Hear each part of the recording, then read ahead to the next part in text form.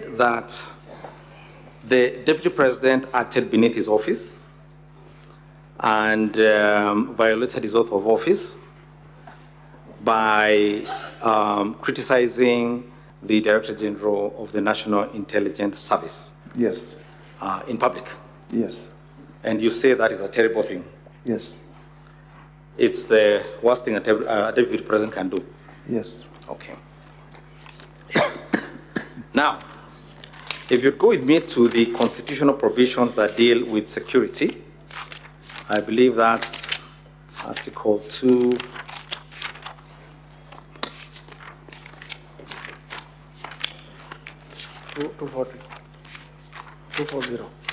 The National Security Agencies. The National Security Council. Not the National Security Council. Or National Security.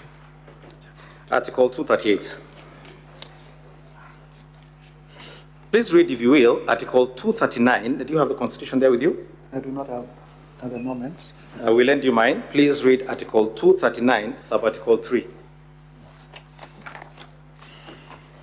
239, sub-article 3, National Security Organs.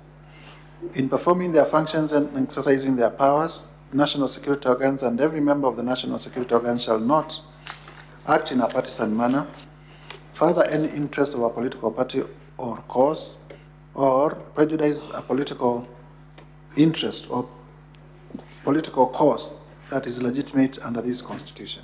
Thank you. And so if a senior member of any security agency were to, if I could have back my Constitution, if a senior member or any member really of any security agency were to engage in that activity, that would be unconstitutional. Indeed. It would be worthy of criticism. Indeed. Now, Mr. Motuse, you are a lawyer and a leader in this country. Are you familiar with Kenya's first Director of Intelligence, Mr. James Kanyotu? Mr. James Kanyotu, I have heard much about him. Are you familiar with a saga in Kenya called the Goldenberg Commission? Yes, I am familiar with the Goldenberg Commission. Was Mr. Kanyotu brought before the commission to explain his role in that commission and his role in that saga? But not when he was in office. I'm asking, was he brought there? Yes, indeed. Thank you very much. You're familiar with the former Director of Intelligence called Brigadier Gachagua? Yes, indeed. During the Waki Commission, there was Brigadier Gachagua called to give evidence before the Waki Commission to explain the role of the security agencies in post-election violence? Yes, in a commission. In a commission. In a commission. He was summoned. In a commission, summoned by a commission. A public commission. Public commission. Yes. That was formed pursuant to the laws of Kenya. Okay. Number 6. Now, you're with me at page 410. 410, yes. You can see that is a newspaper article. Yes. What is the headline? This is on the face of it. It can only be on the face of it, Mr. Motuse. We don't need to use extra adjectives to explain obvious things. What does it say? Ruto, I was locked out of Security Council meeting 3 years ago. Thank you. What is the date of that article at page 410? It's on the extreme right. This is on 7th of July. Yes. Yes. Let's go to page 411. Page 4? 11. Yes. Please read that article in full. UDA presidential candidate William Ruto on Thursday said he was excluded from attending the National Security Council meeting 3 years ago. The National Security Council brings together the President, Deputy President, Defense, Foreign Affairs, and Internal Security Cabinet Secretaries, the Attorney General, Chief of Defense Forces, the Director of National Intelligence Service. Ruto made the revelations while explaining his take on the ongoing extrajudicial killings in the country. Stop right there. When you played your video, you said that the problem was that the Deputy President had discussed issues of security at a time when we were having what were called the Gen Z protests. Is that correct or not? That is one of the problems. That's one of the issues. Yes. Now, the Minister for Interior was before the National Assembly last week, I believe it was, or the other week, Yes. and said that 42 people died during those protests. You recall? I do not have that, but we take it as you put it. He said 132 people are missing. Okay. Are you aware that cases have been filed in court, including one where the Inspector General of Police was cited for contempt over allegations that the security agencies were abducting Kenyans? I am aware of the matters in court. Are you aware that during these protests, property of immense value was lost? Yes, I am aware. Did the President of the Republic of Kenya dismiss his entire cabinet as a consequence of those protests? Yes, he did. Yes, he did.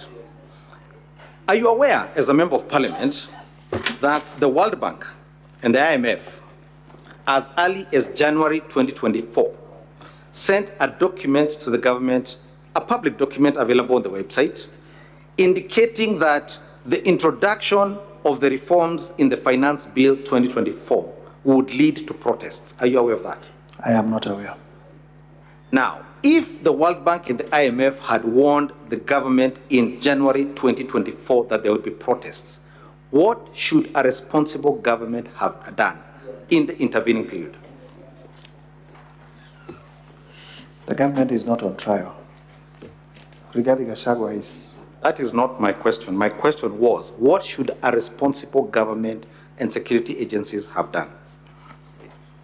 I can't tell because I am not part of them. I'm not in the executive. I see. Let's go back to my article at page 411. There is a sentence beginning at the same time. Start there. At page 411, at the same time, the DP also revealed that Director of the National Intelligence Service no longer picks up his course. Mm-hmm. This, he said, has made him unable to play a key role in ensuring an end to judicial killings in the country, as well as the runaway insecurity in some parts of the country. Stop right there. Go to page 412.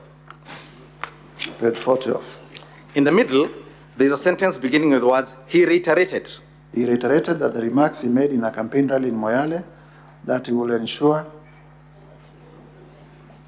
Read, finish. That will ensure end to extrajudicial killings.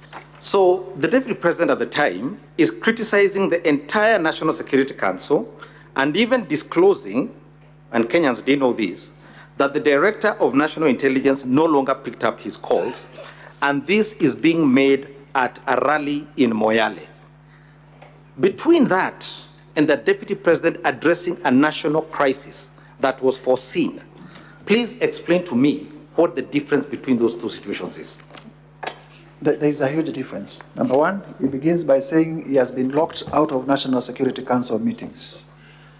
Honorable Rigathi Gachagua has not said that he has been locked from National Security Council meetings. Number two, he goes ahead and says the Director General of the National Intelligence Service no longer picks his calls. Mr. Rigathi Gachagua does not say the Director General of the National Intelligence Service no longer picks his calls. I see, but they're talking about the Director of National Intelligence. And our case is that... And they're discussing things the public don't know yet, correct? Yes or no, Mr. Mutuse?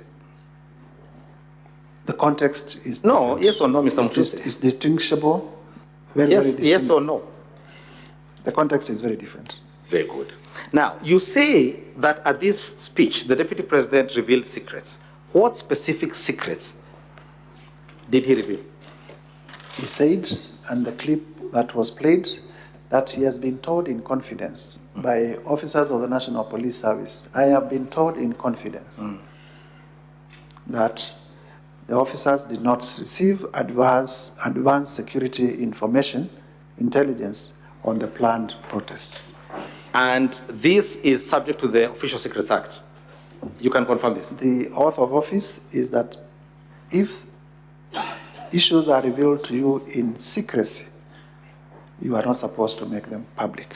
And when you made this allegation yourself, who are these officers you're saying made these secrets, gave him these secrets? The Deputy President, in the clip that we played, Yes. from his own mouth, says I have received confidential information from officers of the National Police Service. Let us play for you a video here, Honorable Speaker, video number 6. We have the most incompetent Inspector General of Police, I think, in the world. The most incompetent in the whole world. His incompetence may not necessarily play out when things are working, but when things get to a head and you need some decisions to be made, I can tell you for sure, the gentleman we have as an IG cannot make any decision. The second one.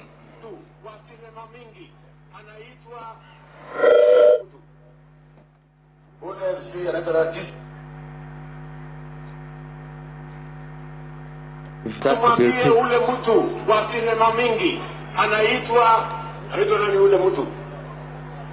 Ule sijui anaitwa DCI, ule anaitwa nini? Ule mtu anaitwa Kinoti. Awache ujinga.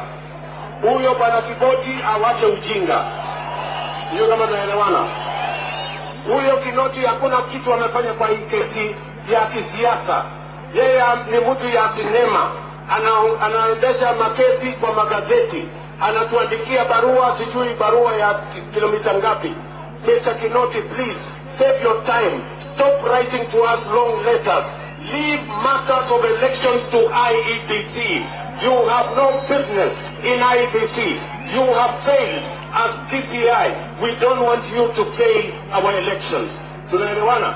Huyo bwana Kinoti awache hiyo ujinga yake anaendesha pale, kwa sababu natukasirisha. Huyo bwana Kinoti tunataka tumwambie awachane na watu wa IBC wafanye hiyo uchaguzi. Alipatiwa kazi. You can stop there. Yes. Do you recall in the 2 years the Deputy President has been in office, Yes. where he called any public servant in the security sector awache ujinga? I don't recall. Not one. But I also know I'm asking us, I just asked you a simple this was question. on a campaign trail. I just asked a simple question. So you don't recall any? I don't recall. Yes. Do you recall him ever speaking in that tone to any officer? I don't recall. Thank you very much. And there is no motion. I'll against the hand president. over this Honorable Speaker to my colleague, Mr. Victor Swanya Ogeto.